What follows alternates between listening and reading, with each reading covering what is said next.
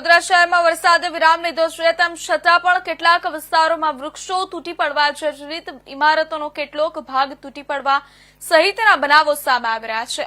તેવામાં મંગળવારે શહેરના જૂની ઘડી વિસ્તારમાં આવેલા ભદ્ર કચેરીની રોડ સાઈડની એક દિવાલ અચાનક તૂટી પડી હતી। મોટો અવાજ થતા આસપાસના લોકો એકત્ર થઈ ગયા હતા। જ્યારે આ દિવાલ તૂટી પડતા નીચે દબાઈ જવાથી માનસિક રીતે અસ્વસ્થ મહિલાનું મોત થયું હોવાની પ્રાથમિક માહિતી મળી હતી। જ્યારે અચાનક દિવાલ તૂટી પડતા ત્યાંથી પસાર થઈ રહેલા એક એક્ટિવા ચાલકનો આબાદ બચાવ થયો હતો। જો કે દિવાલ પડતા એક રિક્ષાને પણ મોટું નુકસાન થયું હતું। બનાવની જાણ કરવામાં આવતા સ્થાનિક પોલીસ અને ફાયર બ્રિગેડનો કાફલો ઘટનાસ્થળે દોડી આવ્યો હતો અને કાટમાળ હટાવી મૃતક મહિલાના મૃતદેહને હોસ્પિટલ ખાતે ખસેડી આગળની કાર્યવાહી હાથ ધરી છે।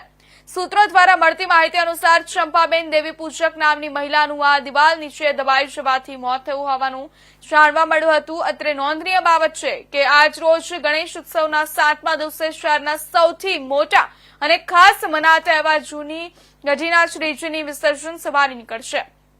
આ શ્રીજીના વિસર્જન ટાણે સૌ કોઈની નજર જૂની ઘડીના શ્રીજીના વિસર્જન પર હોય છે। ત્યારે તે પૂર્વે વચ્ચે 11 વાગ્યાની આસપાસ અચાનક જૂની ઘડીના શ્રીજીની સ્થાપના પંડાલથી થોડા અંતરે આ ભદ્ર કચેરીની ઇમારત આવેલી છે, જેની રોડ સાઈડની દિવાલ તૂટી પડી હતી।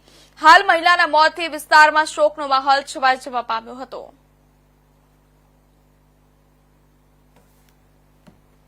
અત્યારે જે દિવાલ તૂટી અને એક જણનું મૃત્યુ થયું ખૂબ દુઃખદ ઘટના છે। અમને તાત્કાલિક અત્યારે જાણ થઈ એટલે અમે લોકો અહીંયા અત્યારે આવ્યા છીએ। દિવાલ પડી ગઈ છે અને એક જણનું મૃત્યુ થયું છે। ખૂબ જ ખરાબ ઘટના કહેવાય, દુઃખદ ઘટના કહેવાય। અને અમે લોકો પણ કમિશનર સાહેબને અને આ વખતે જાણ કરીશું કે જ્યારે પણ આવી આપણી સરકારી ઇમારતો હોય કે દિવાલો હોય કે કંઈ પણ હોય તો એનું તાત્કાલિક ધોરણ એવું પડે એવી હોય તો એ તોડી નાખીને એનું નિર્ભયતામાં એમાં સખત પગલાં લે અને એમાં એક્શન લે એવી રીતે કમિશનર સાહેબને અમે જાણ કરીશું।